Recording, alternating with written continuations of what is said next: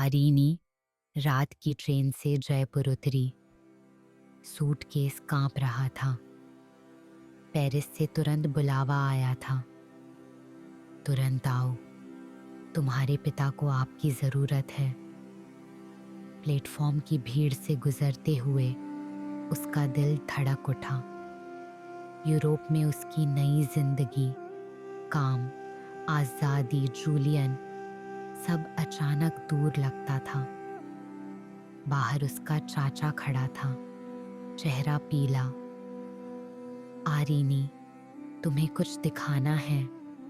उसने फोन खोला। स्क्रीन पर तस्वीर उभरी और आरीनी का दिल रुक गया। फोटो में उसके पिता बेहोश पड़े थे, ट्यूबों से घिरे। 2 दिन पहले गिरे, चाचा बोले।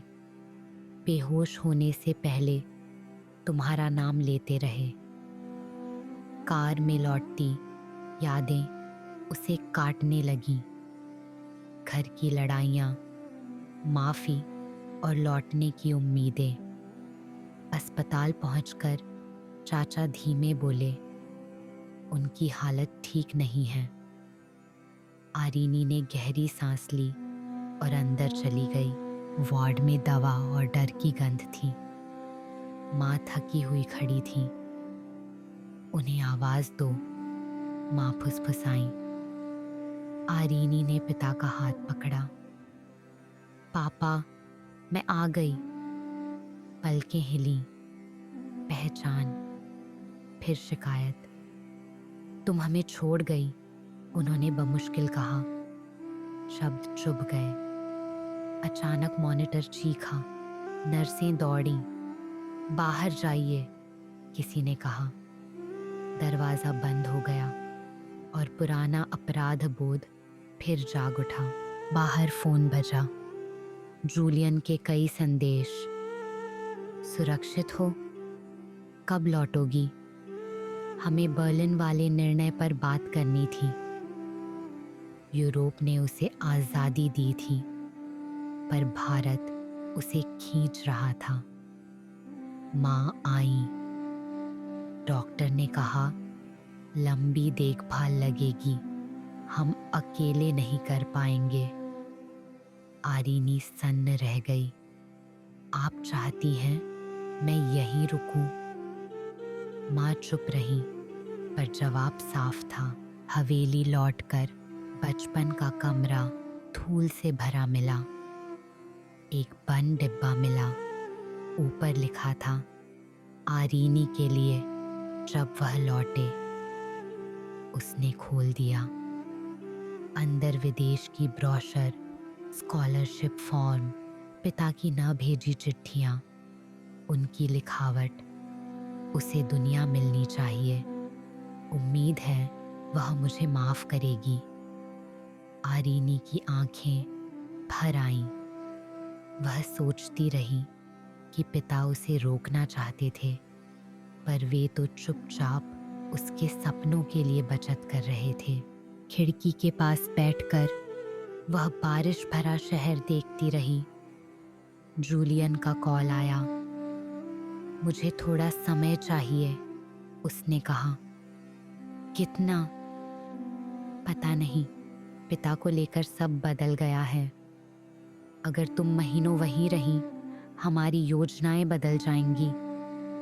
कॉल कटते ही उसके हाथ कांपने लगे। उसे पहली बार लगा एक दुनिया जरूर छूटेगी। सुबह डॉक्टर ने कहा, वे सुधर रहे हैं, पर उन्हें शांति और भरोसा चाहिए।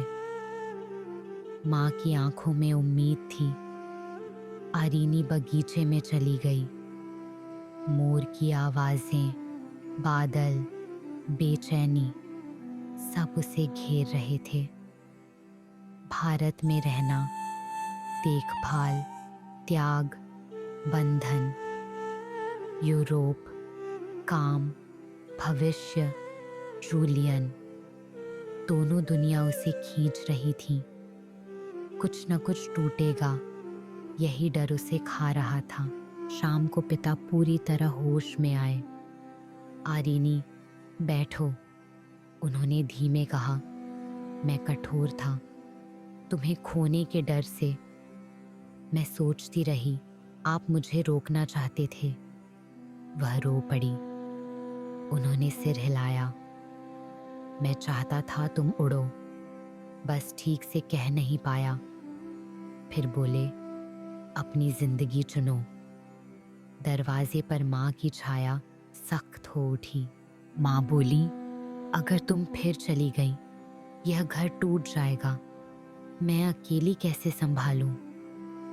आरीनी के फोन पर जूलियन का संदेश चमका। अगर तुम नहीं लौटी, मैं मान लूंगी कि तुमने भारत चुना। दोनों तरफ की पकड़ मजबूत हो रही थी। पिता ने उसका हाथ दबाया। जाओ। डर के कारण रुकी तो सब दुखी रहेंगे। माँ मुड़ गई, कंधों में दर्द भरा। आरीनी कांप उठी। सुबह सूटकेस लेकर वह हवेली के द्वार पर रुकी। माँ आंगन में खड़ी थी।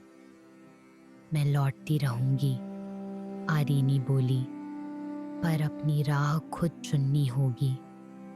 माँ ने उसके गाल को छुआ। तो हिम्मत से जाओ। एयरपोर्ट पर उसने आखिरी बार आसमान देखा, सोने सा चमकता मानसून।